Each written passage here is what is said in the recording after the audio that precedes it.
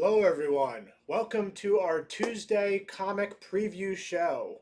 I'm Jason, I'm Andy. and we're with Infinity Flux Comics out of Chattanooga, Tennessee. Every Tuesday, Andy and I we gather up a lot of the new comics. It seems like there's more every single Tuesday. We try to get the biggest and the best ones, the ones that people are wondering the most about. What's going to happen in this, or what is this comic about? And we do this spoiler-free review show. At least we try to make it spoiler free. It's sometimes hard to talk about these books without Yeah. spoiling a little bit. So, what we're going to do is we're going to go over these. We'll let you know if there's any major first appearances, any major deaths, anything that's important spec worthy. But on top of that, and even more than that, we want to tell you what's cool about these stories and what sort of reader each one might appeal to. So, without further ado, let's launch in because it's another big week. Yeah, you could say it's a planet-sized week. It's been waiting for that one. This week was the release of Planet-Size X-Men #1, which has been a kind of a point that all the X books have been leading to for a while since they announced it, and it is a big one.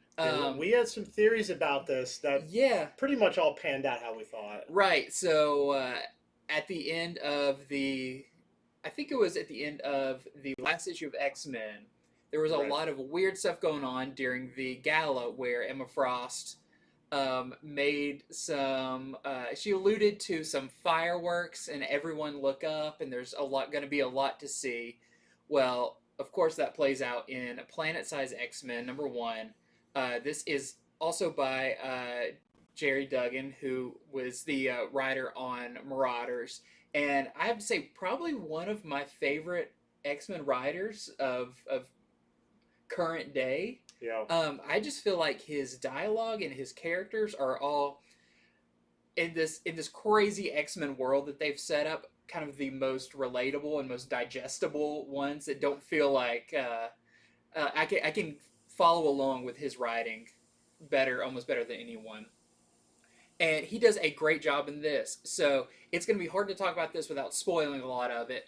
But as you can imagine, uh, like with a lot of X-Men stories, Magneto in the background has secretly had some plans that he's been working on. Not all the X-Men or all the mutants know about this big plan he has, but it's very big. It is a planet-sized thing that he's working on, which is kind of what the title is alluding to.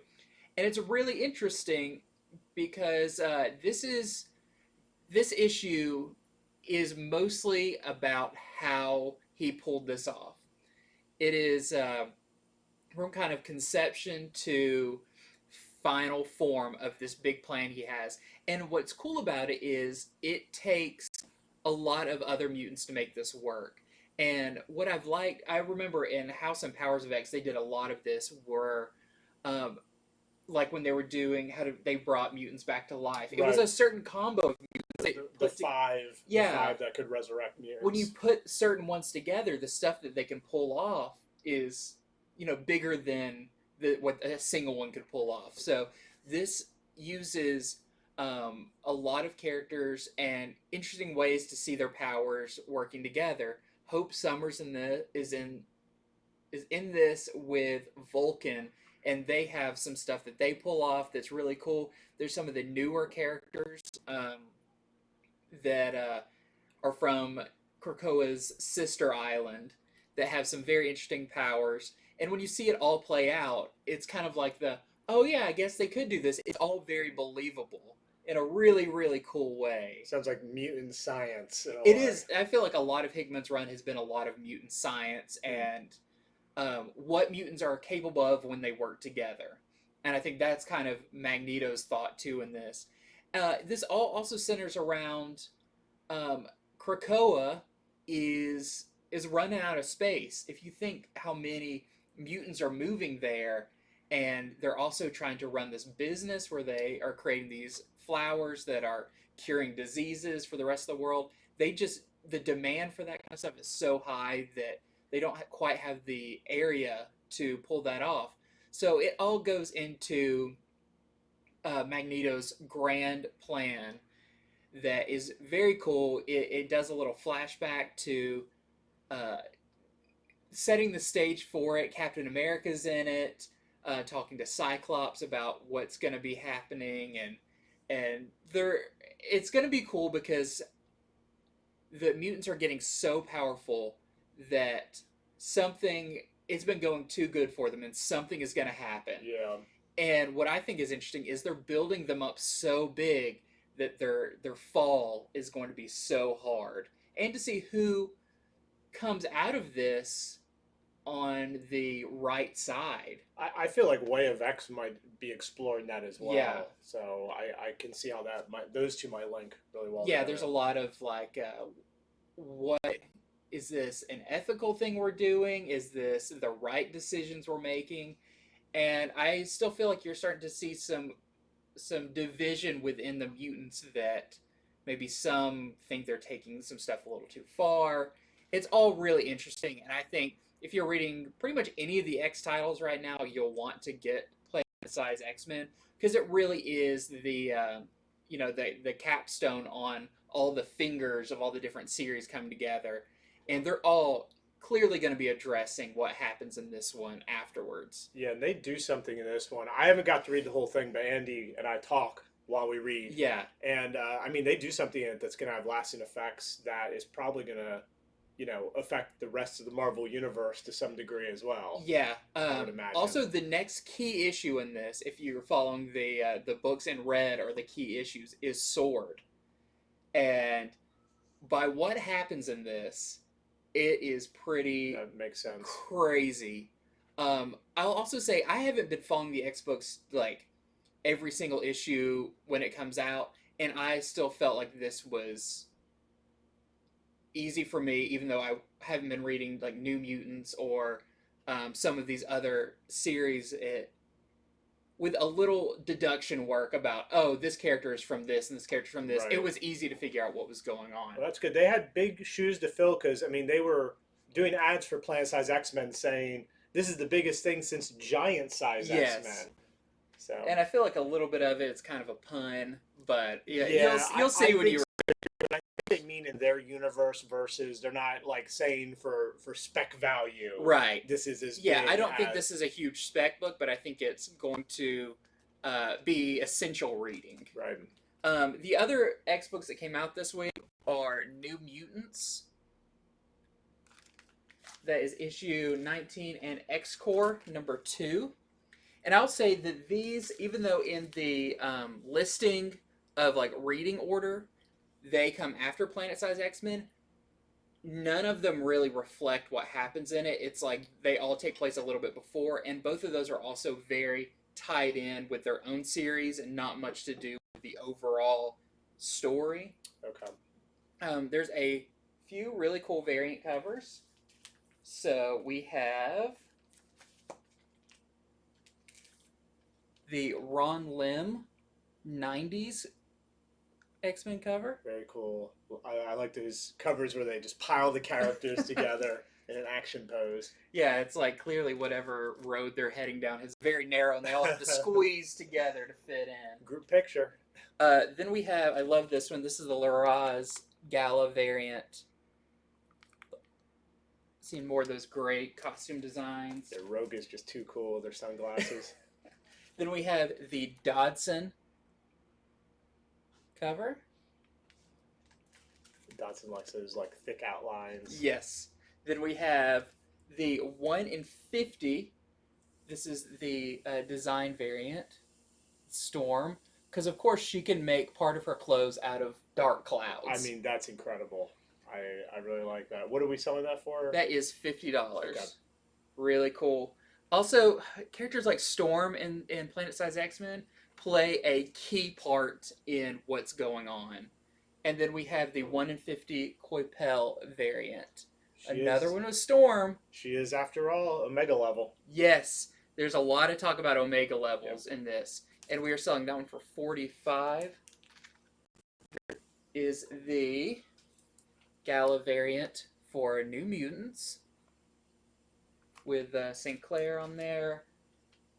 We have the planet-sized Gala variant with Jean. We have the X-Corp Gala variant with Angel. We have, there's a lot of variants for these. The design variant for X-Corp, which is cool because I feel like a lot of those characters we don't see them at the party as much, so it's cool to see like a good look at their costumes. Then we have New Mutants number 19, the design variant. And I think that is all of the X stuff for this week, but I'm very interested. I think the next issues to come out in the story are Wolverine and Sword. And Sword is going to be very interesting to see how they react to what has happened in this last issue. So definitely want to see where this story's heading. And that's just the first big book this week. So of many. I'm going to go ahead and start with the big book from DC. So I read Static #1. Yes, the Milestone universe is back. It will be interacting with the DC universe eventually. Not yet, though. This is still just taking place in Dakota City. So for those of you who read Milestone Returns, the one-shot, this takes place right after that. And you have it where Static is dealing with the fallout of gaining his powers. So the powers were gained by a lot of people in Dakota City, particularly younger people, because they got gassed by the police with some experimental gas. While a lot of them died or were suffering, certain people got, I guess, just the right amount. I don't know how it worked. Or their genetics were set in a Yeah, certain way. that's the experimental part of these gas.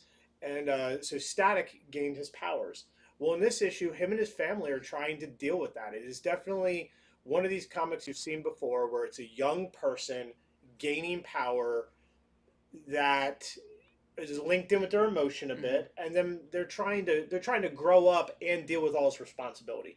So you've seen it before, but I'll tell you, the way it's written, it's just written with a different voice than I've read it in before. It's just it's familiar yet new again. So in this issue, Static goes back to high school because in Milestone Returns, he lost his temper and attacked a bully using his powers. Now, the bully also had gained powers during this, so the bully wasn't just powerless. But Static feels really bad about this and is very embarrassed. He's heading back to high school, so you get to see how that goes, and it doesn't quite go the way that Static expects. On top of that, this bully, who seems like he's becoming one of Static's rogues gallery, shows up at Static's house for revenge. So it spills out of the school and comes after Static at his house using his powers. His family's there. They need to be defended. So you'll have to see how that all plays out if you care to read it. But that's sort of the crux and the thrust of this issue. But Milestone is back. This is just the beginning. You're also going to have Icon and Rocket. Their series is starting soon. I believe it's a 6-issue miniseries. And then Hardware is getting his own series. So I'm really interested to see how all this goes. I'm very excited about these new characters who will be joining with the DC universe proper, from what I understand. I don't know if they're bringing all Dakota City to DC or what. I just know it's supposed to all actually connect in where they can do crossovers with Superman and Batman and everyone. So I thought it was a very good first issue, very strong first issue. If you didn't read Milestone Returns had a lot to do with all the characters, so it's not like the whole thing was on Static. Really, all you need to know is that Static got his powers by the gassing, which is gone over again in this, and that he got in a fight with a bully. That's pretty much all you need, and that is sort of touched upon in this, and then the whole first issue expands upon that. So we got some cool variants. This is the Martinborough variant, showing the Static powers. And this is the Draper Ivy variant. A lot of times with these books with the younger heroes, they're just outgunned by big villains. I like how this one starts with a young hero going up against sort of the bully who also has powers. Yeah. Because in this issue, you get to see Static is actually pretty effective. He's not just like a chump off the bat. And I kind of like that. A lot of young heroes get chumped really early on. So I think it's interesting too that SAG is called Season 1. Like they're calling all their books Season 1. Yeah. And what's the other thing we saw that with?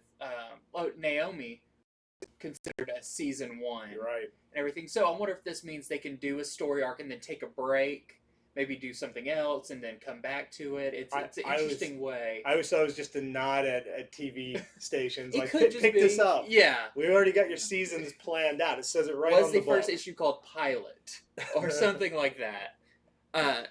Okay, so I read a new DC book this week.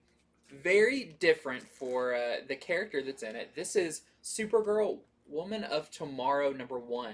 And this is by Tom King and Bilquis Evely. You probably know her art from some of the Sandman universe books. Very cool style. And this is interesting because we're so used to Tom King's work on stuff like Batman, Mr. Miracle, Adam Strange. This is a different character for him to take on. Supergirl being of course, a younger female protagonist. But I would say Supergirl, at least in this first issue, isn't even the protagonist. This picks up on a distant planet. I don't even think we're given the name of the planet, but you can kind of get a feel of what kind of planet it is, where it's more swords and hand-to-hand combat oriented, a little not Conan the Barbarian, but that kind of they don't have big technology or Sounds anything. like sort of Bronze Age. Yeah, the species there are human-esque. They have maybe a little more purple of the skin tone or whatever, but it's very familiar. And this girl is recounting a story, and we come pretty early by the second page to learn that this is a story she's telling that takes place after this series is over. So she's giving some of the spoilers to what's going to happen towards the end, which I thought was interesting. I kind of like that when they tease something and you go, well, how is that going to happen? That doesn't sound like something that would happen. And, the whole time you're like, how are we going to get to that place? My term for that is it's the writer's promise. Yeah. They make the promise and you're like, ooh, how are you going to fulfill that, writer? And then you get to say... Well, there's a promise made of Supergirl going to be doing something that is very super family-esque. I'll say that. But the girl's main story is talking about growing up and her father that she really looked up to, and this kind of brigand gets in a fight with her dad and ends up killing him, and leaving the brigand, whose name is Krim, which is funny because she's like, he's a criminal, his name is Krim. And that's like a dentist naming him Crentist. It's like... He's typecast by his I know. parents naming him, nearly calling him criminal. Yeah. So the criminal leaves his sword in her father, and she talks about, it wasn't very deep. It was easy for her as a child to even pull it out. And so she decides to go and exact vengeance on this person.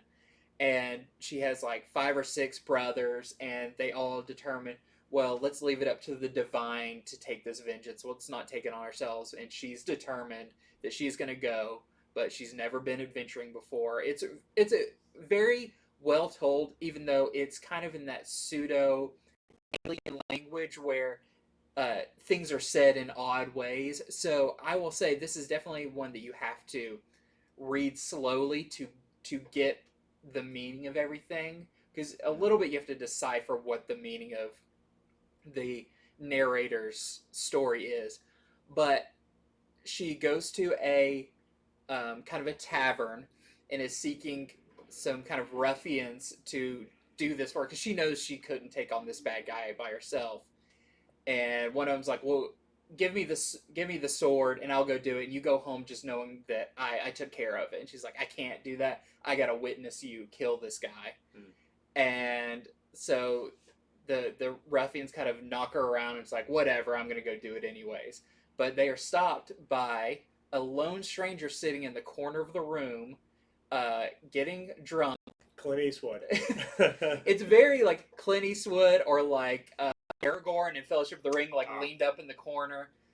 And come to find out, this is Supergirl celebrating her 21st birthday, and so she had to go to a place with a red sun so she could actually get drunk. And but there's a lot more to it than that. That you can kind of tell she's very affected by just recent events in the super family life with stuff going on with Superman and Superboy and all of that. It has really bothered her. So through turn of events, she is going to she wants to stop the girl from doing this, and that gets them in this adventure of her. If she's not going to stop this young girl, the girl says, "I'm going to do it myself." So this intertwines them in this story. It is a very interesting story for a superhero book because, I mean, for most of it, like, she doesn't have power. She's under a red sun. So this is more about her heroics, and it's more of a traditional tale than a superhero story. I don't know if it's going to be for everyone, but for if you know the way Tom King writes and his kind of prose style and his narration style, and you know what you're getting into with that, I think there's some really interesting stuff to be pulled out of a book about Supergirl, but told in a way that you've never read a Supergirl story before. So I know this is like I believe a 12-issue kind of maxi series, and I'm very interested to see where it goes because it kind of sets up this story that is so untraditional that I'm wondering, is it ever going to get to kind of superhero-y stuff, or is this going to remain almost more of a fantasy story with swords and everything? So really cool, very different, but I recommend it, but definitely take your time reading it. Yeah, you never know what to expect when Tom King's writing stuff. No, I mean, when Tom King's writing it, Rorschach just might be Frank Miller. Exactly. That's the way to describe his writing. That's kind of expect the unexpected with Tom King. So there is really beautiful Gary Frank cover where you can see Supergirl and the girl with the sword on her quest for vengeance. And then, of course, we have the ever-famous blank sketch cover with a nice blue gradient. All right, everyone. Time to go over this one. I might have to dry my eyes because this is the end of the run. This is Venom number 35, better known as Venom number 200 in Legacy, meaning the 200th issue of Venom that has been produced. They even prove it at the end. The last few pages, they show every Venom cover that's ever been done. Not the variants. I was going to say, if it's a variant, this would be an omnibus style. It's so cool to look at. I mean, it was worth the price of this just to see all the covers together at the end. I very much enjoyed this issue. So this is the end of this volume of Venom. This is the end of Donny Cates and Ryan Stegman's incredibly popular, incredibly awesome run on Venom. They are going to be writing the new Hulk series that's starting up, for those of you who haven't heard. So Donny Cates and Ryan Stegman writing the Hulk coming up.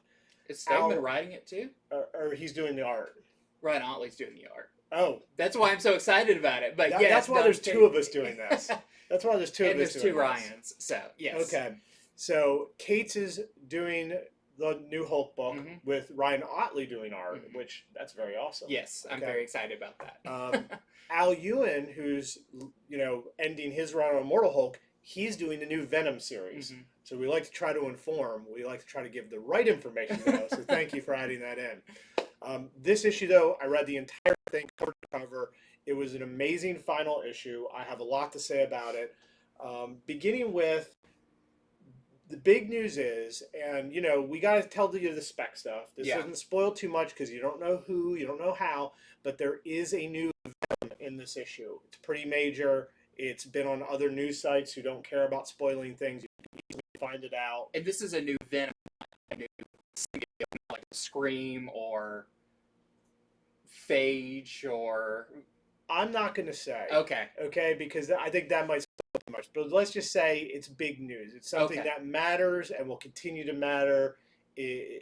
So that's what I'll say. There's a new Venom. It's a big, big deal. A lot of people are going to run out to get this book. A lot of people are going to go run out and get some past books that might relate to it. So new Venom in this issue, but that's not all there is. So Eddie Brock now has the power of Null and the power of all the symbiotes. He is basically omnipresent, meaning he is anywhere a symbiote is. He can see, he can interact, he can become them. What I thought is cool is, and I mean, Donny Cates is such a clever writer because he shows you things that you didn't know you wanted to see. And what he shows you in this book is he goes, okay, yeah, I created Null. Null was a super powerful villain. He wanted to do evil. We can see what somebody who wants to do evil does with all this power. What would Eddie Brock, somebody who at heart he's a good guy, he has all this power. What would a good person do with that kind of power? You get to see that in this book. I thought that was a very interesting take on things. He is so powerful, but he wants to do good, and not just like ultimate goods. He wants to do little goods too. So you get to see him do this through this huge network of symbiotes he has now. But it's not that easy. You'll have to see what it's doing to him. It's not that easy. And in the meantime, him and his son have some downtime finally. He finally gets to be a father So and they've raise been his on the son a run little since bit. they met, pretty much. Yeah, correct. So you get to see that. You get to see a lot of what's going on with Dylan and in Dylan's head, which is also very complicated and interesting. Eddie Brock has a great scene with Spider-Man in this. They have a real heartfelt.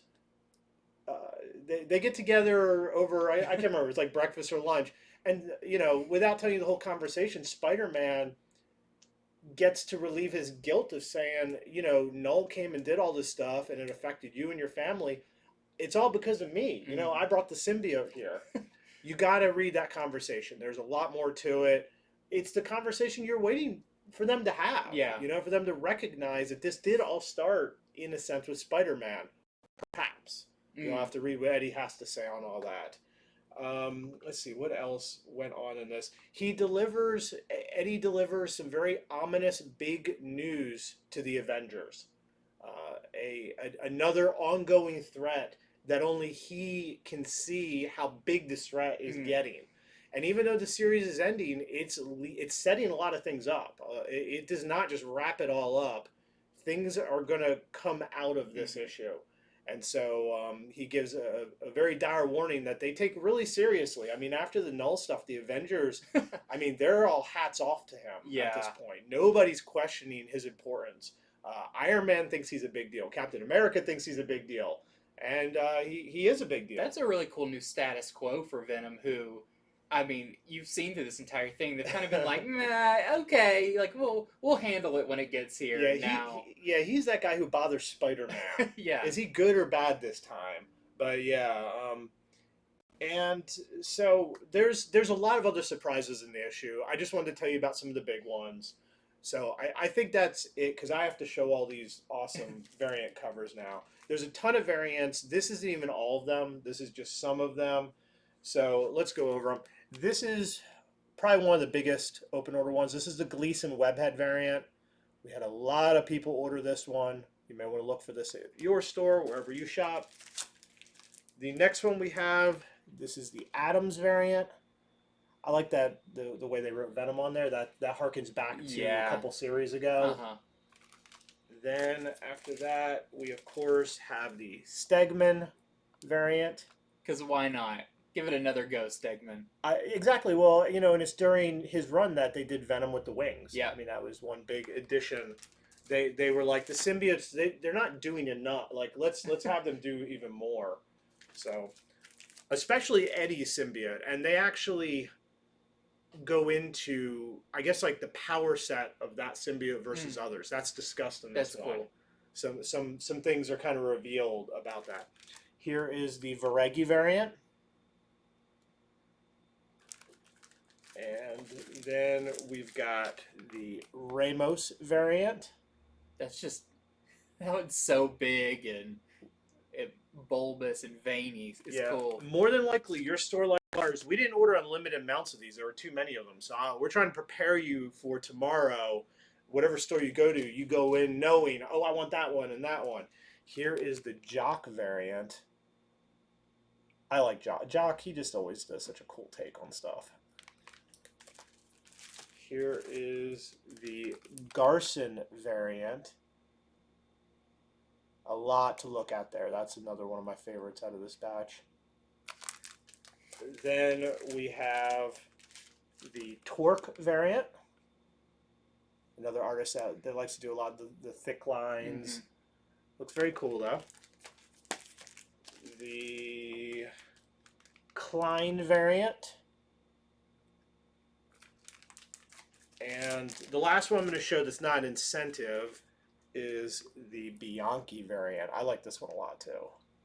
Its teeth are so scary that they're got little fangs. And look at those eye tear ducts. They're just going to ooze out symbiote juice to kill you.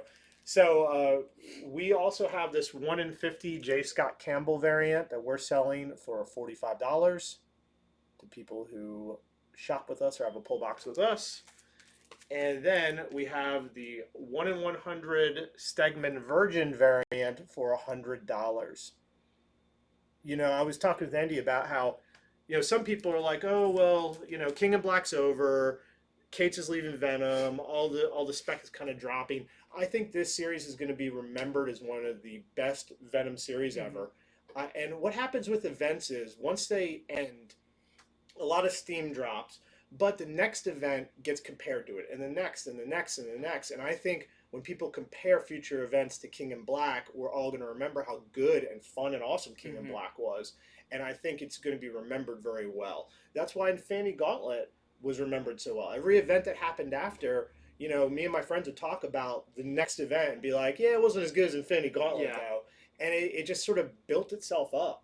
So as much as King in Black, you know, it's done, there's been a little bit of like, everyone's sort of tired from it.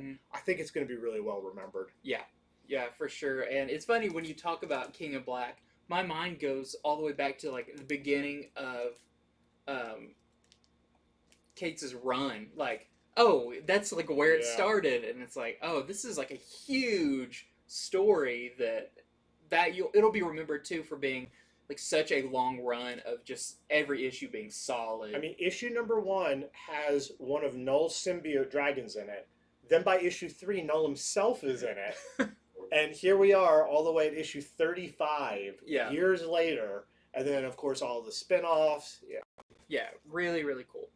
So a book I wanted to make mention of that I feel like maybe not a lot of stores will get, but is really, really cool. This is Space Pirate Captain Harlock #1.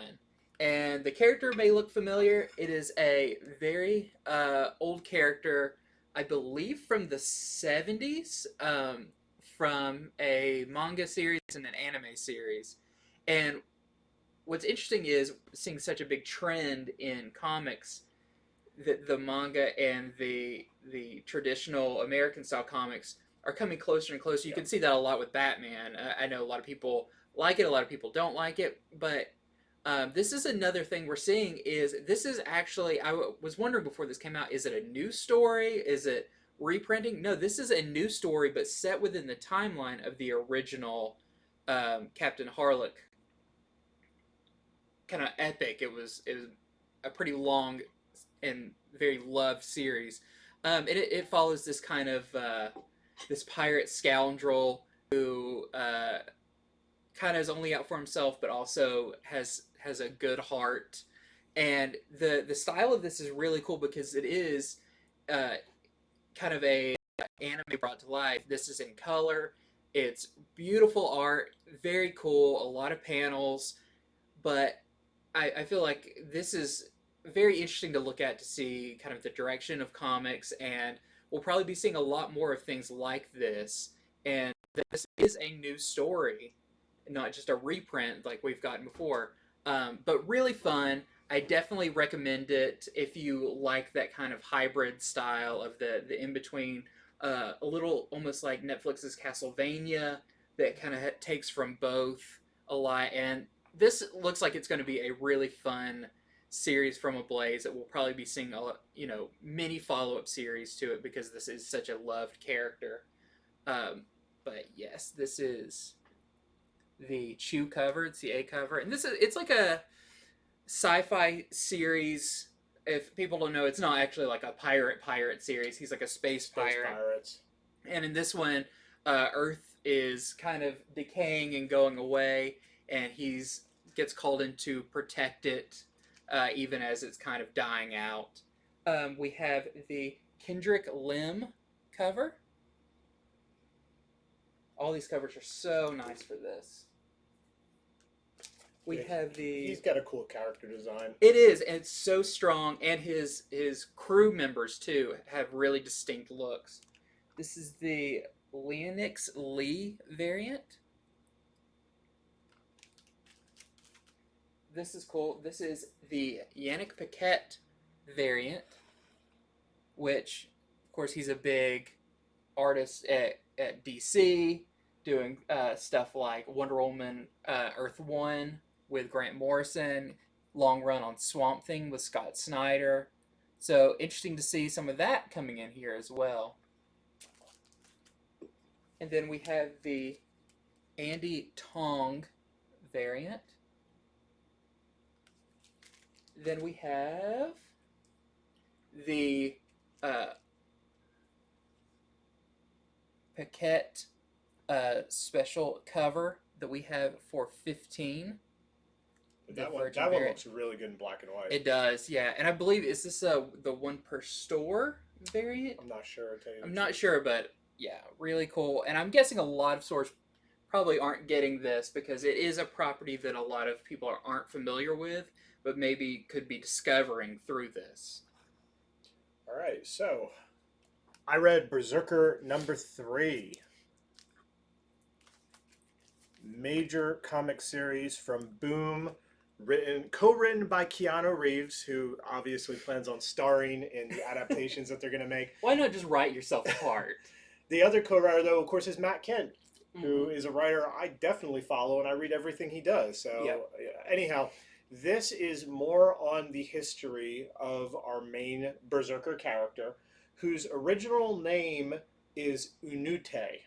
I might be pronouncing that wrong. They don't have a pronunciation for it, but that's how I read it, Unute. And it has two meanings in his tribe. It means weapon, which makes complete sense, and it also means tool. And much like a weapon or a tool, Berserker, that's what I'm going to call him, his father uses him that way. So he is used to attack with his powers of being able to kill anyone and not die. He's used to kill all of the nearby tribes, anyone who remotely is a threat. And you get to see how far his father actually takes that in this. And all this fighting is off panel, right? It's very tame. Oh no. Oh no. So much fighting in panel in this.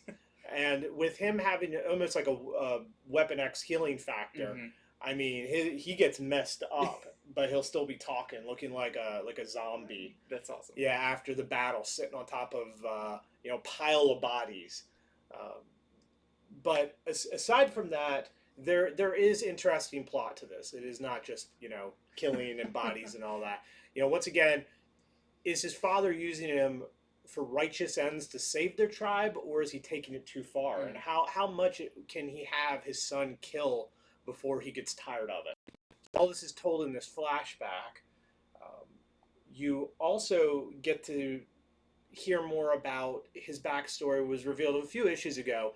His mom went into a cave and prayed. She did this magical prayer, and lightning struck, and then she had him. And I mean, like, not 9 months later. Like, this was a interesting conception. So the question comes up, if the mom went in a cave, lightning strikes, she has the kid, well, is the dad really his dad? The one who's making him do all this? So that kind of gets raised in this. On top of that, you go back to the present, finally. Like, I was so drawn into reading about the history of him, I forgot, oh yeah, this is a story he's telling the psychiatrist in the modern day. In fact, she's actually telling someone else, here's what he told me. So it's like a story. Don't let that get you, don't get hung up on that, though. Yeah. But you do go back to the present, and you are reminded this actually is a story about the present. We just have to go into his past to learn about him. And it's funny because even though this just seems like some old story, these scientists, they're clever. they're already trying to figure out, okay, well, maybe we can do this again. Maybe we can create another one. Maybe we can. They don't really say what their plans are. Some of this is just my thoughts on it. But have a read, see what you think. I thought it was a very cool third issue. And of course, we have many variants. So, of course, the A cover is the Grandpa variant. There is a foil version. You can blind people. You can buy a lot of them, put it across your windshield to keep the sunlight out. Keep your car from heating up too much.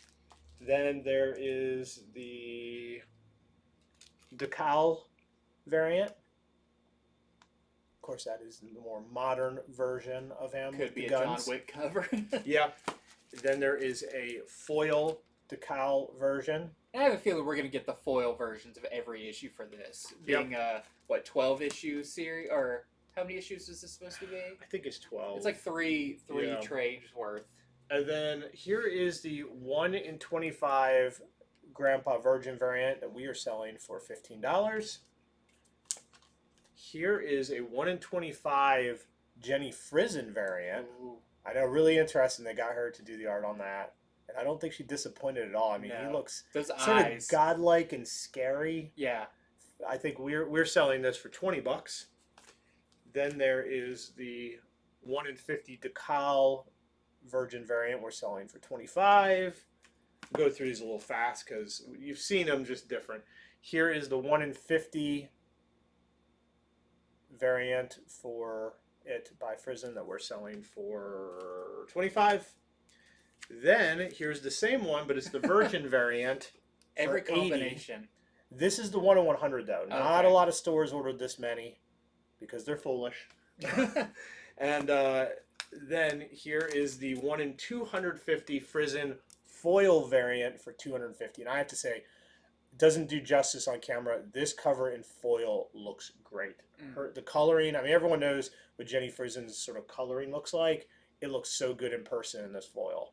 So, and that's the one that we know now, like, it's getting a live action movie. It's getting a Netflix animated show. It's like, this is already known stuff. So every issue that comes out of this is like, just pick it up. It's going to be a good one. Yeah, it's been a good read. If you like your comics thoughtful sci-fi, but also, you know, some of it's set back like 60,000 years ago, but also violent. If you don't like violence in your comics, just stay away from it. So a really interesting one that came out this week, we've been waiting for a long time. This is Demon Days Mariko #1. Don't let the big comics out this week. And don't let the #1 confuse you. Yes, we had Demon Days #1, which did not have a subtitle. It wasn't like Demon Days #1 Psylocke or whatever. Right. But this is the next issue. I'm still trying to figure out as well. I'm not sure if these are all one-shots, but they do have it to be continued. So who knows, there could be something down the road that does involve all these. But this is the next issue to come out in the Demon Days saga, which, of course, is written and drawn by Peach Momoko. And this, I mean, I felt this with the first one, and it's just as true with this one. It's so funny because we've seen these kind of mashups of like, this is Batman in the Old West, but he's still called Bruce Wayne, and he's got, you know, he's got a horse named Alfred or something like that. Yeah, it's, or, you know, even just versions like, you know, they could have easily done this, and it's like, it's Cable, but he has a katana in this one, and he's a Ronin. No, this is, if this is a mashup, it is more on the side of traditional Japanese storytelling than it is X-Men. So you'll see some characters that look familiar. They may not even be called the same thing, you know, but you can discern, and then you can almost guess what's going to happen a little bit based on those characters. But this one follows Mariko, who in the main Marvel universe was one of the wives of Wolverine, or kind of his original love. Yeah. During the whole, like, when he was in Japan with Silver Samurai and all that. But this takes that character in a very different way, where it picks up when she's a young girl in kind of your I don't want to say feudal Japan, but it's very hard to pin down the time frame of it. And apparently she's kind of a problem child in school. I mean, hard to blame her. Like, it begins with like a kid runs up and like cuts some of her hair off, and so she like takes the scissors and like falls on the ground. She like sticks it next to him, just kind of like a warning. So it's pretty like is already showing these tendencies, but also she is having these dreams of an oni or a spirit or like a demon that maybe is kind of morphing into her mom in her dreams, but she's having very weird dreams. And she lives with her grandmother, and they have like a house servant, and in this named Miss Kuroki, but may very strongly resemble Black Widow. And it's interesting because there's things like that, like this character looks familiar, but they're called a different thing, or they're played in a different way. But we come to find out there may be more to Mariko's backstory than we knew. Are these dreams, or are they actually memories? And what does, I mean, you can't get a character that looks just like Black Widow and she just be a normal like house servant. Right. There's more going on there as well. So some very interesting traditional like X-Men elements and Marvel elements intertwined in this, but it could be read without you having any knowledge of those characters. Very cool, and it does end with a to be continued. But it also shows you what the next issue is going to be about, which doesn't look like a continuation of this. So it makes me wonder, are we going to get an issue 2 down the line?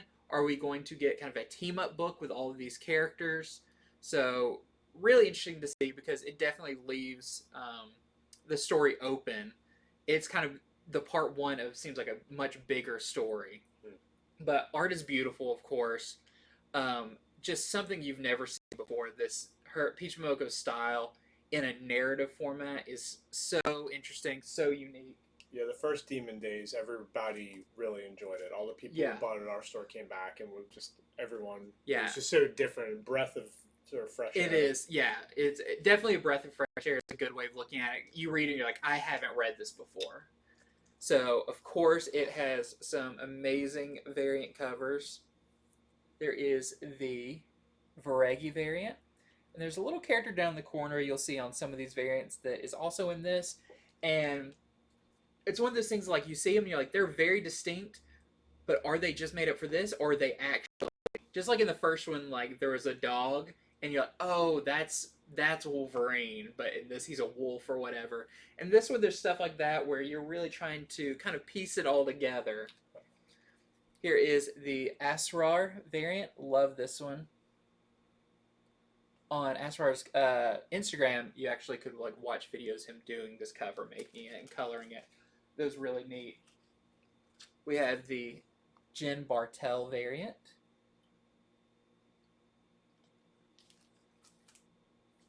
The Girihiru.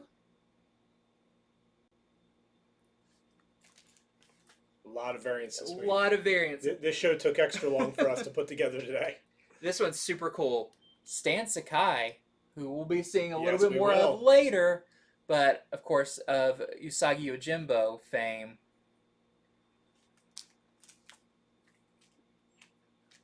Lastly, for the open order ones, we have the J. Scott Campbell.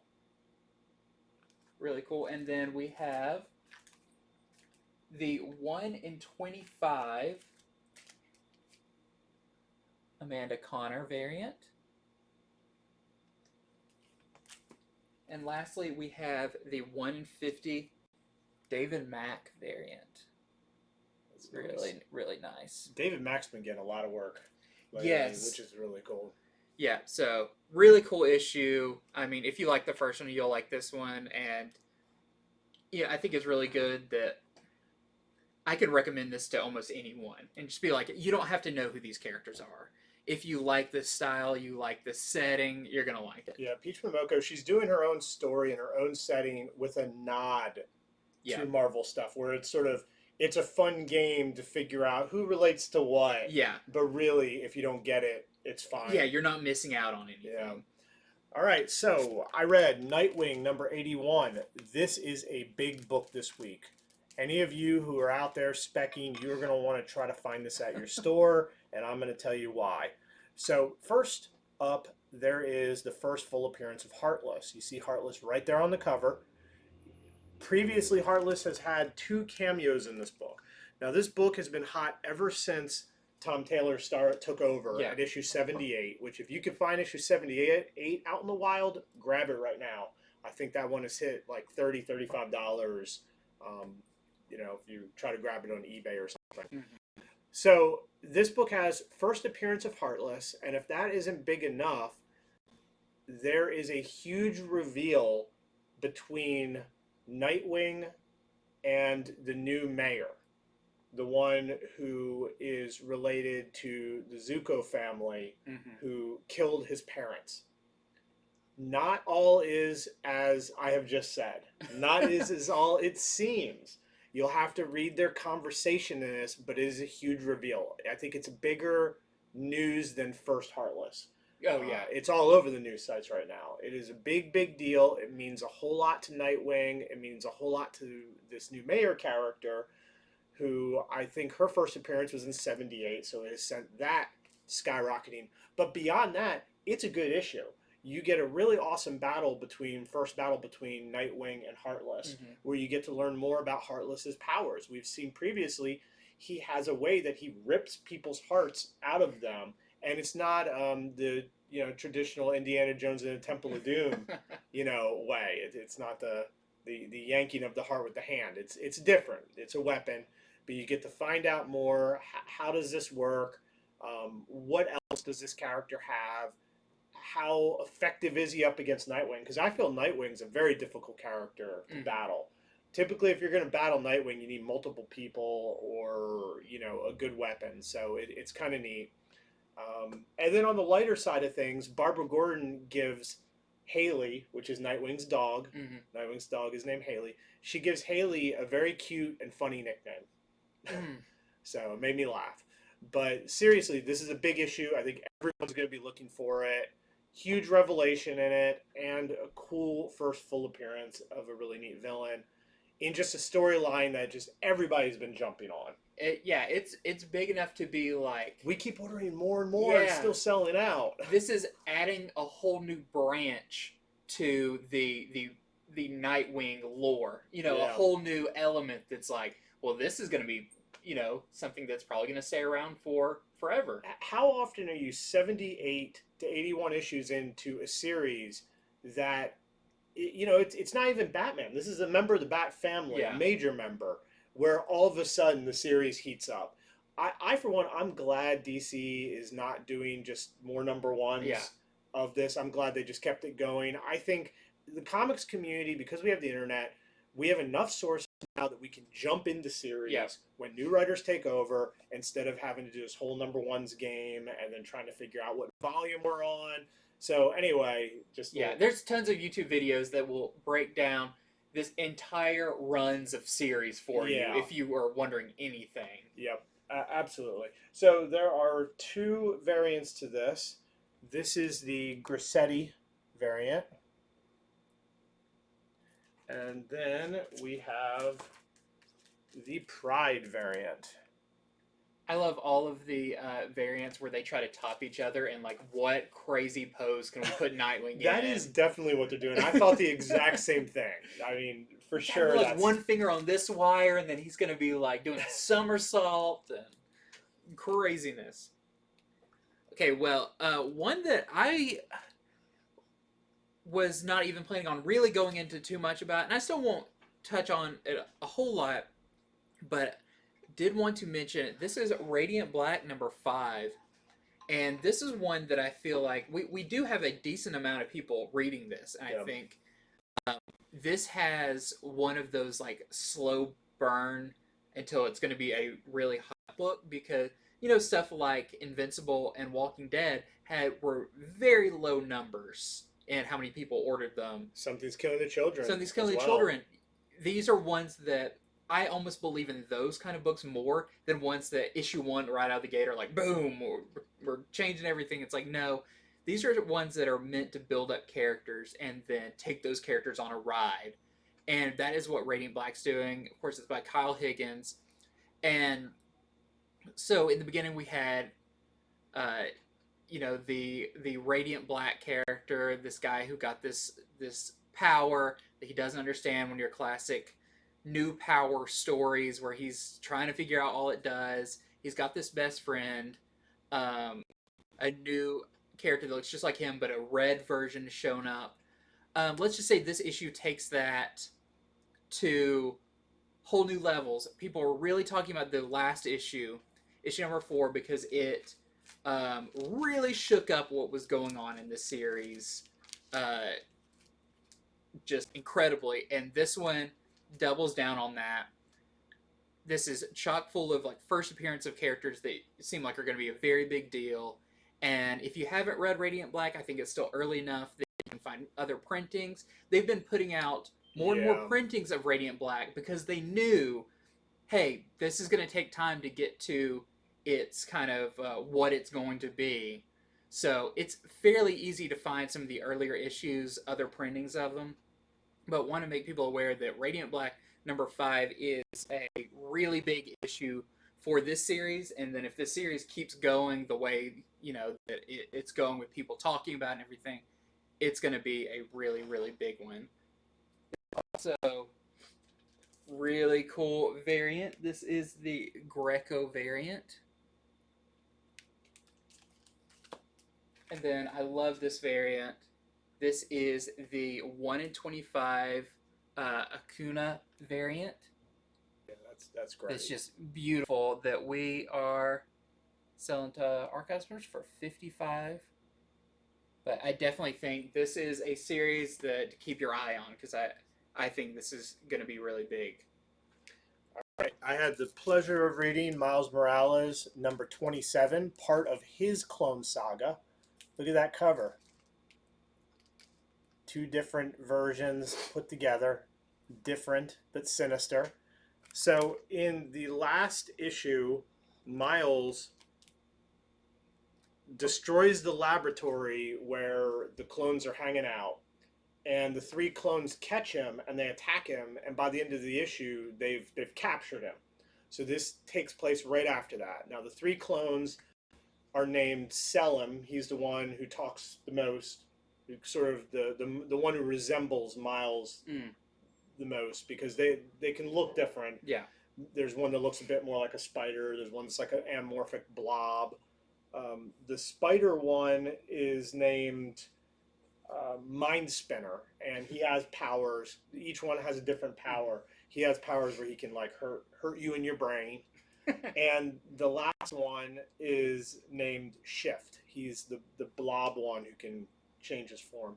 So Selim, Mind Spinner, and Shift have captured Miles, and they tell him something. They try to tell him something about his own past that he doesn't believe. We'll have to read more to see if there's any water to what they're saying. Of course, it has to do with clone stuff. So you might guess, who's a clone, and when were people made clones, and are there other clones, and there's so many tricks you can play with the clone stuff. But they are very unhappy about him destroying their lab. You'll find out exactly why. It's not just, beakers cost a lot of money. It's more than that. They're really unhappy. So Selim has a plan to hurt Miles and not just kill him outright. He wants to do something even more cruel than that. So you got to think, if it's clones or it's people that look like you, talk like you, they can really get personal. And that's where this gets. It gets very, very personal. And by the end of the issue, you can understand that if you have a clone as a villain, that is a worse villain than almost any other sort of how personal they can sort of get you. And it ends with a really good cliffhanger. Very cool, very scary issue. And it has a great open order variant by Rose Besh. I would definitely grab this up. I think her star is rising rapidly. She previously did the 1 in 25 Silk number 2 variant. the one that has sort of the yellow-green background with the sneakers. with the sneakers. So that variant, it's still hot. Yeah. I think we sold one on our live show the other day for like $65, and that was a deal. So now that you can get open order Rose Besh, I urge you to grab these up. I think her art is just she's a new sort of hot thing. It's funny how she's not one of the Stormbreaker variants. It's like not yet. Not yet. I'm gonna guess in the next round of those, I could certainly see that. And also, I saw she's doing a DC cover coming up. I believe for Gotham. She's doing one for. So she might not be under contract enough with Marvel. Yeah. Maybe they have to get you under contract before they do that. I don't know. Cool. So I have one to talk about that is very... Oh, I don't know. So this is Fantastic Four number 33. We are in the kind of the Bride of Doom storyline. This is Bride of Doom Part 2. For those of you who read the Part 1, it's so Doctor Doom is getting married to Victorious. And Victorious is kind of a hero of the people of Latveria. They all love her.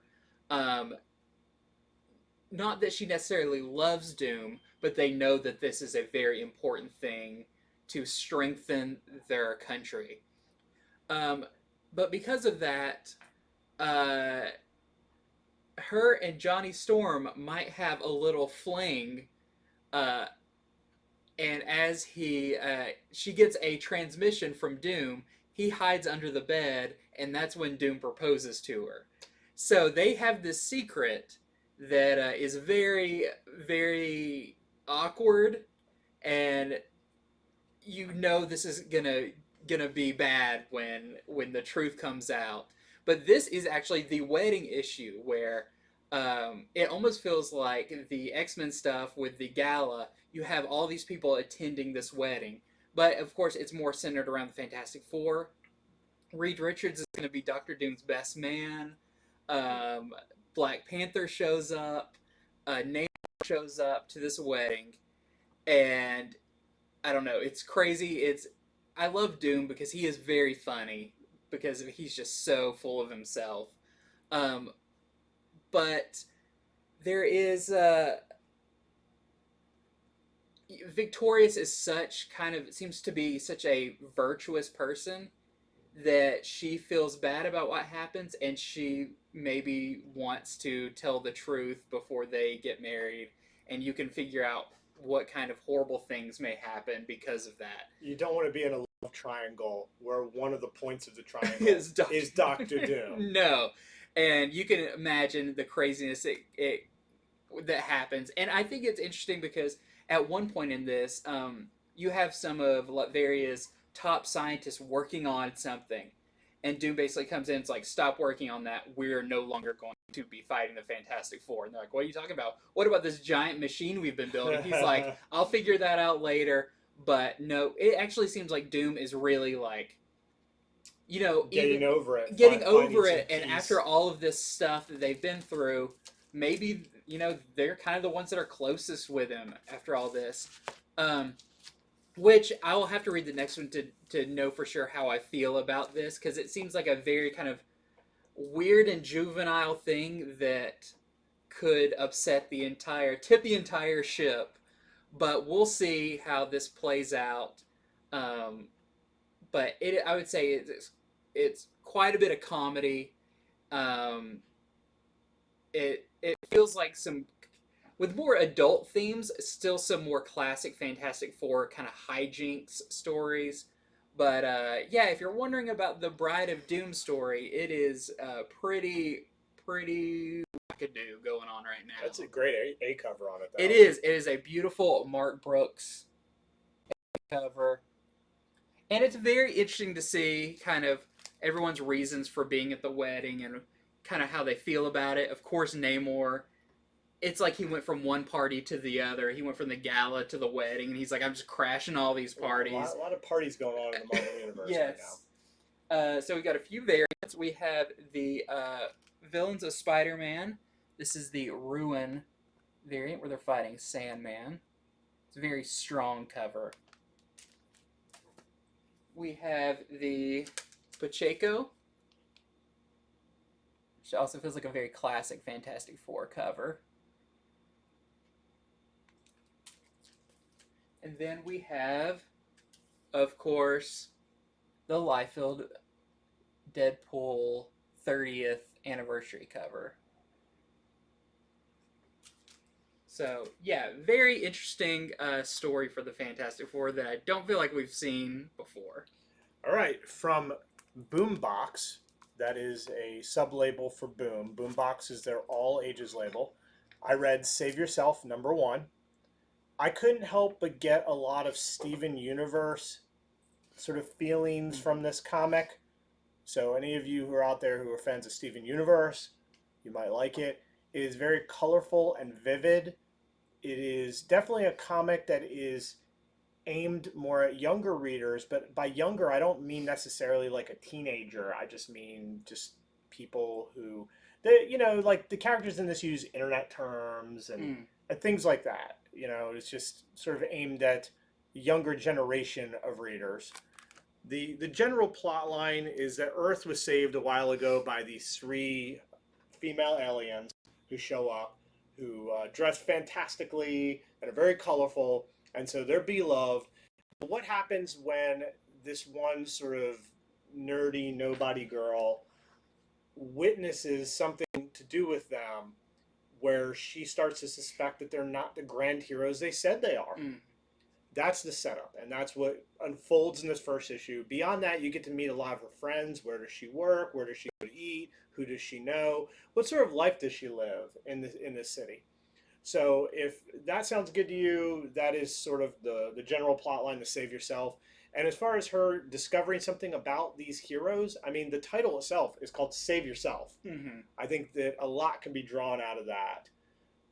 She does gain sort of a powerful ally in this too, but the ally might be tied to her in a way that even if she doesn't want them, she may have to keep them around. So that's my sort of quick review on that.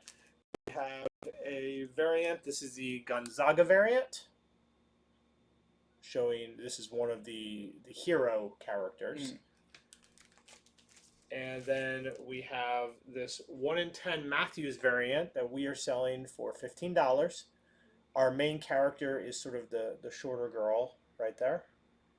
I won't say who the other one is. You'll just have to find out.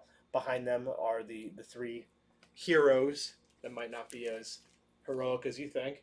And then we have this 1 per store Wada variant for $20. Sounds really nice. That shows the spirit of the book, is what I would say. I know they kind of solicited as like Sailor Moon a little bit, that kind of magic girl feel. So much updated. Yes. But yeah. We have our next installment in War of the Bounty Hunters. This is Star Wars issue 14, and let me just say, this War of the Bounty Hunters has just been great. I feel like every issue of Charles Soule, anything he writes with Star Wars is fantastic. This one is really cool because this is when Leia, Luke, Chewbacca, 3PO get the message about that there's going to be an auction for Han and a carbonite. And they're not on the the call list for the big bads, so they get it from a roundabout way from a character that we actually we've probably seen in some other comics, but not in this time frame. And it is a character from the movies. So when she showed up, it was like, oh, cool! This is a very particular character. We may have only seen this character in movie adaptation comics, I'll say that. That actually gives Leia the information about where Han's going to be and what's going down.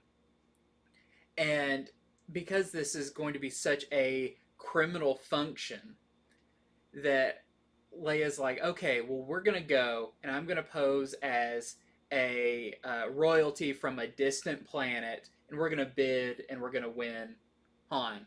And they're kind of like, well, that might work, and we've got some money, but you're going up against some pretty big organizations that all want him. Right. And they think, well, what's the best way of us getting in there and figuring out what we're gonna do? Oh, let's get another scoundrel. Let's get Lando in there. So this is really cool. Lando clearly feels remorse about what he did in Empire Strikes Back, kind of selling them out to Darth Vader. Han's in this situation because of him, and so he feels like it is his duty to be the one to get Han back.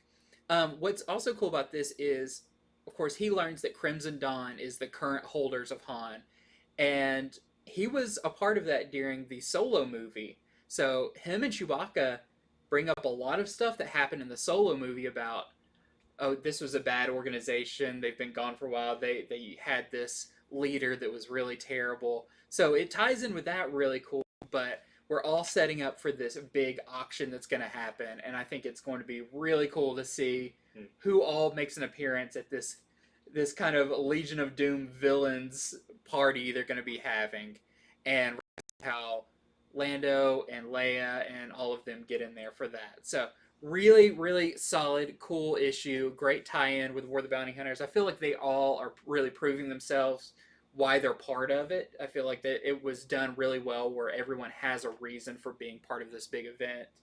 And yeah, there's just some stuff mentioned, I think, in this that could play off in bigger ways. If you know who the leader of Crimson Dawn is, there's gonna be some interesting stuff coming up. We got a few variants for it. We have the Lucasfilm 50th anniversary cover. Really cool. We have the Pride variant. The scoundrel himself, Lando, on the cover. Then we have the 1 in 25 Rodriguez variant that we are selling for $25. Cool silhouette of Boba Fett in the background. And Lando has a lot to make up for, because I'll tell you, young me seeing Empire Strikes Back when he betrays everyone, I mean, that hurt. Yeah. That hurt. It was like you're equal parts mad and but also disappointed. Yeah, because when they meet, they're friends. I know. They're You think they finally have found, like an ally who won't. Yeah, I'm glad they're finally exploring that, because it's a really important story arc for Lando. I wanted to quickly mention that we also got Star Wars High Republic Adventures number 5. This is the last part in this kind of part 1 of the High Republic Adventures series. And pretty big thing in this, not really a spoiler to say that Marchion Ro, the big villain, does unmask himself. If you're wondering what he looked like, you do get a glimpse of that. Also, he may take on a new protege, with which, the way it's going, this feels like this book has some of the hardest hitting story beats in it. So still be on the lookout for High Republic Adventures, because this is not just a throwaway series tie-in. This stuff happens in it. We also have the 1 in 10 Nathan variant that we are selling for $25. All right, so I read Legends of the Dark Knight number 2. So last issue, it all had to do with the poison gases and the poison gas dealers. Batman and the Joker were left up, as it left off. They had fallen into the river. They both had experienced the toxic gas. This picks up from there. They're on a trash barge, half dead, trying to stay alive, waiting to be rescued. How often does Batman have to wait to be rescued? That's how bad shape he's in. But while they're there, they get to talking. At least the Joker does. And even without weapons, what the Joker says to Batman hurts a lot more than a gunshot. He knows Batman, and the way he just twists the knife of things that have happened to him, things that have happened to people around him. If you like your Batman deconstructed, and by that I mean dissected by someone who knows him, if you like reading Batman and you like him being compared to, in a way, to psychopaths, but in his own way, you'll like this issue because there's a lot of that in this conversation. And that continues throughout the issue, even after the issue goes on. This stuff rumbles around Batman's head. He's around driving the Batmobile trying to do stuff, but he can't get this stuff out of his head. Also, another thing that happens in this issue is he gets a letter that says, "Riddle me this," which, sends fear up and down his spine. But is it from the Riddler? Now, I am honor bound to tell you people anything I think is important, speculation-wise. There is a first appearance of a new villain in this. And I'm not just saying Thug number 2. Mm-hmm. This is a villain with a name. This is a villain with a look. Could be a protege of a major Batman villain. Could be a new, a new version of them, like a new person taking over a mantle. But that is one to pick up for this, and I would say it's first full appearance. Although sometimes they call what should be a first full It's hard appearance to a tell cameo. anymore what they consider full. There's talking, they say their name, they're in multiple panels towards the last few pages. Cool character design, though. I think it's worth grabbing for that, so I'd be remiss if I didn't tell you that. There is a variant. This is the Rossimo variant.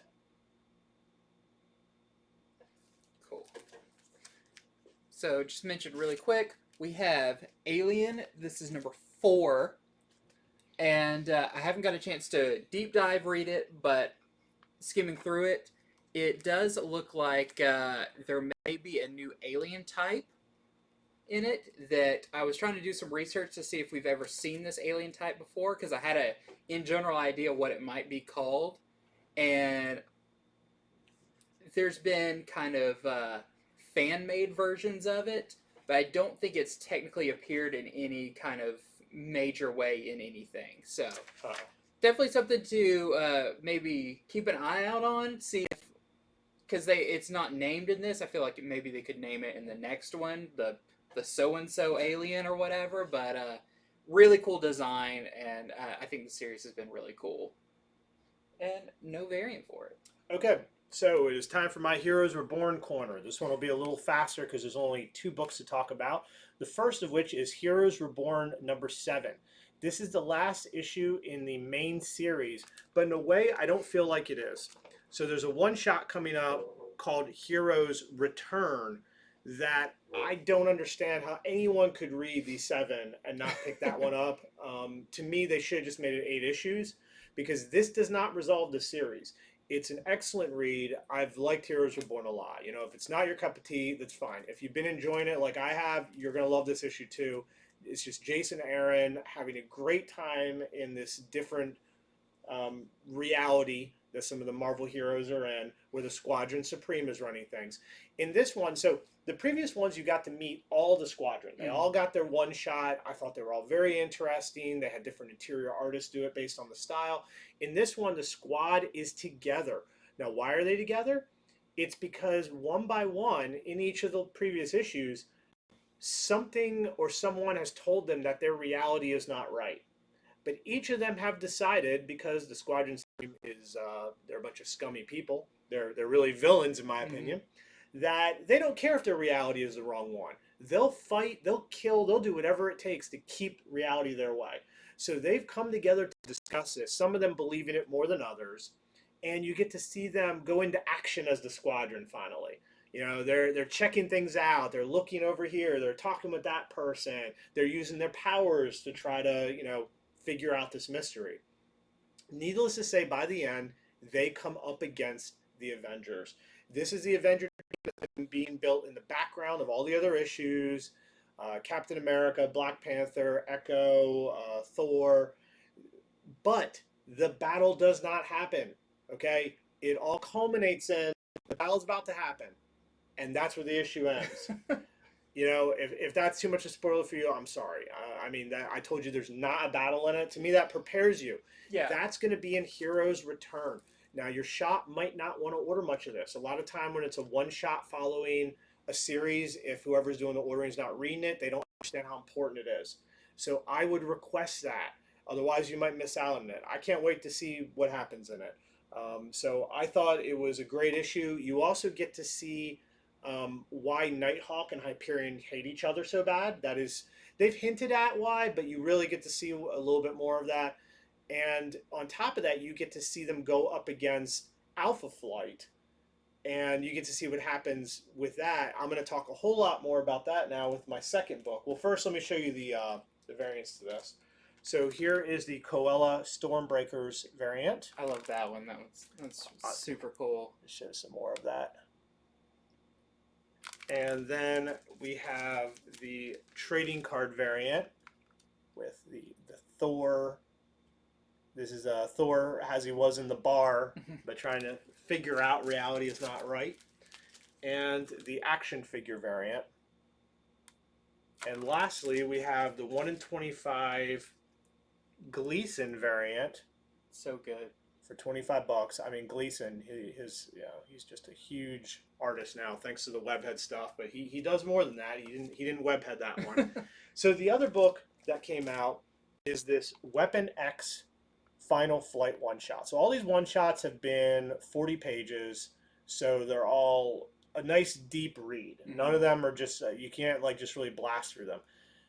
The question I pose to you, dear viewer, is: do you think that there's ever an event that is ending, on its last issue, and then there's a one shot that kind of accompanies it, where the one shot might be better than the final issue of the event? I have to tell you, in my opinion, this one shot, as much as I liked the 7th issue of this one shot was awesome. It was my favorite. So what is it? It is the last stand of the remaining members of Alpha Flight. It says Weapon X and Final Flight, but they call themselves Alpha Flight. It's just the final members going up against the Squadron Supreme. Now, I've said before, the Squadron Supreme is so powerful, I don't think anyone can stop them. They don't expect to win. They want to strike a blow, and they really do strike a blow. A really great blow is struck to the Squadron Supreme through some clever tricks that they have. But after that, the remaining members have to go on the lam. Like they're literally off hiding because the squadron is like, we need revenge. And you get to see how that all plays out. But what I'll say is, it's almost like, what if Superman were in the Marvel Universe? Because, that's who Hyperion is supposed to sort of be. And what if he decided, you know what? I am going to do anything it takes, use all my powers to try to once and for all fight and kill Logan / Weapon X, despite his healing factor. And that's what goes down. Despite we're in different universes, I want to kill that guy over there. Superman versus Wolverine is what happens in this issue. And on top of that, there is a great betrayal. There is a great betrayal. And it's not one of these betrayals where the person's like, because they paid me money. We're talking about a moral decision betrayal. One where the person has good reason that they did it, and you feel bad for them. You feel bad for the people who are betrayed. Excellent one shot. I really like this issue. I like this one shot even more. So check it out. Here is the variant by Yarden. Very cool. And I have to say, Alpha Flight, when I was a kid, I was always like, I don't care about them. Yeah, I like X-Men. Yeah. This makes Alpha Flight so cool. So real quick, wanted to mention that if you were reading Neil Gaiman's Norse Mythology, it ended, the miniseries ended, but then it relaunched again with a #1, which I'm not completely sure why. He's just doing more Legends. Like it was a miniseries that did well, and now they're bringing it back to do more. Yeah, Legends. So they're interesting retellings of traditional Norse mythology myths. This one poses. Did you ever wonder how poetry came into being, Well, it turns out it involved a lot of like fighting and headbutting and giants. Awesome. So really cool. I read the whole first series of this. Really fun. Different artists on each issue. This one, it kind of has some cameos in it. I'll say that Mike Mignola has a cameo in one of the panels, which is really fun. So probably a lot of the people who've worked on this are featured in it. But yeah, so we have this new #1, and that's another one like, because it is a new #1, a lot of stores, the way we order things, a series ends, and when this #1 came out, you would think, oh, I'm going to get this, but since it's a different code in our system, you may not get it. So you do want to make sure you tell your store, if you're getting the previous series, you want to get this next one because it technically is a different series. Yeah. And of course, we have the beautiful variant. Could you guess who this is by? I certainly can. But this is the David Mack cover. Super beautiful. Everything David Mack does is museum worthy. I have no idea why they didn't use that as the A cover. I know, it's so nice. That's such a nice cover. Okay, so Usagi Yojimbo #20 comes out tomorrow. And we're at the segment of the show we're just talking about things we want people to know about. I didn't have a chance to... I did flip through this. It's really cool. But there is a new character. You can see her right there on the cover. So her name is Yukichi Yamamoto. She is not related to Usagi either. So it's not just like, oh, I used to have a sister and this is a flashback. This is a brand new character.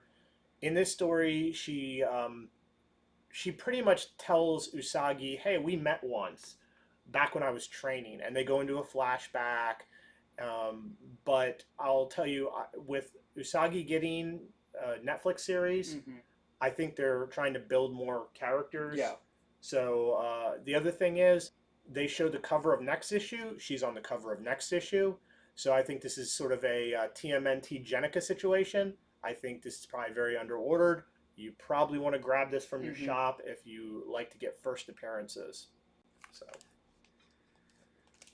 another one to mention, Catwoman. This is number 32. Just want to point out, has a beautiful Frizzen variant cover with that classic purple Catwoman costume. Really nice. A lot of people collect all the Frizzen stuff. I don't blame them. Okay, let's see.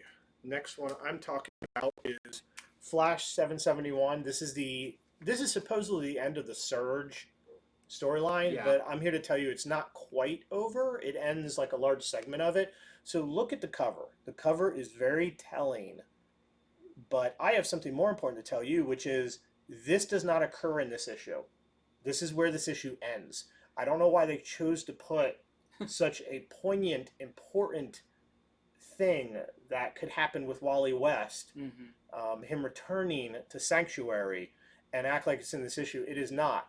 However, this issue is still well worth picking up, because if you remember us talking about last issue, it ended, he's been jumping through different timelines, and in the last one, he had jumped into the world of the Legion of Doom. We're talking about the cartoon Legion of Doom, and he's in Reverse Flash, who wasn't on that show. Yeah. And it's done in the art style of the Legion of Doom cartoon. So the first half of this comic is him pretending to be Reverse Flash as he's trying to convince the Legion of Doom to let him join. Meanwhile, Lex Luthor is mad at him over something and is trying to convince him otherwise. And the dialogue, they try to write it in that sort of silly style of over the cartoon. Top, and they dissect a little. It's funny. It made me laugh a lot. I used to watch that cartoon a ton, so the first half of this was a riot for me. Like Lex Luthor gets mad at Riddler. I will reveal one thing. And, Riddler always says, riddle me this. And, and Lex Luthor's like, you don't even say riddles. You just make observations, which is true. He never says a riddle. It's always riddle me this, and he'll tell you something. He'll just make a statement. Yeah, so it's great. The second half, it goes back over all the different places he's been getting flung to. You get a little more story on each of those and why he might be there. Wally even gets to see certain family members he hasn't seen in a very long time. But it does all culminate with the cover And I think that's going to continue in his annual, if I'm not mistaken. So still a really cool issue, really cool run of Flash. I've been thoroughly entertained with Flash since they started the whole Surge thing. Yeah, really cool. And there is a variant. This is the Sinclair variant. Cool. I think last thing I have is to mention we have some really cool reprints. We have Geiger #1, 4th printing. This time with the red cover. Another one that's probably super underordered. And then we have, I love this one. This is #2, 2nd printing with that black and white inked Gary Frank cover. And then, probably even harder to find, we have the 1 in 25 of the 4th printing. Now with this green cover, we are selling for $35. And then we have the #2 2nd printing, 1 in 25 for $40. So those, I'm sure if you're trying to get everything Geiger, those are going to be very hard to find at this point. For sure. Absolutely. As reprints in 1 in 25. All right. Also coming out is Captain America Annual #1. This is less a Captain America ongoing series book and more of Infinite Destinies book. That's the 8-issue sort of Infinity Stone based thing that they're doing throughout several annuals. So this is the second part of it. Captain America is going up against a person with Time Stone, which it's not a secret or whatever. The Time Stone is in the hands of this gentleman named Hector Batista. He was in prison for shooting and killing some people. The stone crashed into his cell. I mean, how classic comics is that? Fused with him, and now he has the power to stop time. I like how he describes it, though. He says it's like stepping on a water hose or putting a kink in it. He's like, I can pretty much stop it, but a little gets through, so he can't stop it permanent. Yeah. He's not good enough at using the power.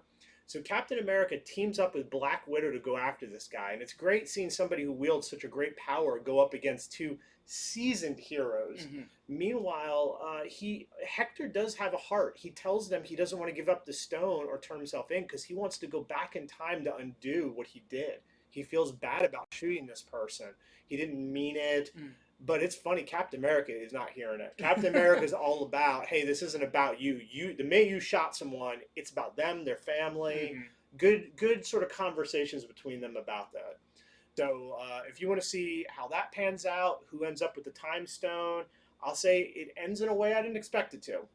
So it's not as simple as they just beat him up and take the stone. So something different goes down. This has a backup story. They've been doing this Nick Fury backup story. It's part 2 of that. And in it, there's a big conversation between Nick Fury and Captain America.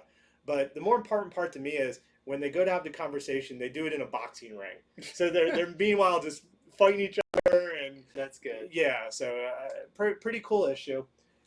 Several variants for this. I don't know why they made so many variants for this one, but they did. Here is the Cherished variant. Here is the Liefeld 30th anniversary Deadpool variant. I'm sure Captain America is thrilled to be so close to Deadpool. Just sharing a cover with Deadpool.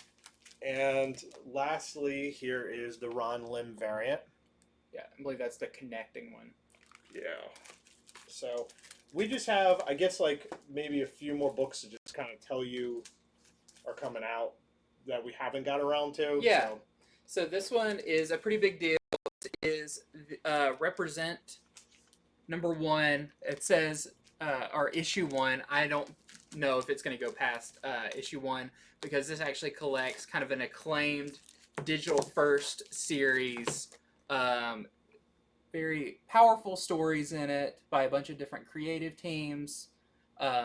So kind of a big deal. It's an oversized issue that is less on the superhero side, more on the real world side. So yeah, we want to make you aware of all the big books this week. There's so many, we couldn't read them all. So for instance, Batman Fortnite 0.5 is out this week. For those of you who are enjoying the story, want it just to have it, or you want those codes, this is the A cover. And we have this awesome B cover by Amanda Connor. And I just have one more to tell everybody about. So they have begun Jupiter's Legacy Requiem #1 drops by Mark Millar, of course, the creator of it. This is a 12-issue maxi series, and this is supposed to sort of tie in with the TV show. So news is Netflix has decided not to renew the TV show. So that's bad news in some ways for the property. But I'll tell you, if you like the show, because plenty of people do, this is the next best thing to get. I mean, that's even more reason to follow this. So if you enjoyed the show, I would sign up for this. I think shops are going to tend to get less of it now that that news dropped. So you want to let them know. We got a few variants here. Here is one of the variants for it. It's a Quietly, yeah. Yes. Very That's cool. the Quietly variant. Here is one definitely in the style of the TV show. But even more than that, here is completely in the style of the TV show. Netflix variant. And lastly, we got a 1 per store gold foil variant. Ooh. It looks really nice, even better than the camera showing it, for $40. But that is it. That is. It was as I said before, a planet-sized week, a giant-sized week. So many things. There's a lot of books, and a lot of the books were big books. Yes. So. Yep. So thank you all for joining us. We hope we did our job, which is to just tell you what these comics are about. Yep. Reveal any of the big things. You know, we don't just flip through. I mean, we read these books. Like the last few, we didn't have time. We flipped through. But for the most part, we really try. If we suspect something, we try to do some research. We're often the first place to hear some of this stuff if you watch our show early enough. But we want you to be prepared when you go in your shop on Wednesday, knowing what you're going to get and why. Yeah. And it's just fun to share the joy of comics with you. Yes, absolutely. So thank you very much, and we will see you next show.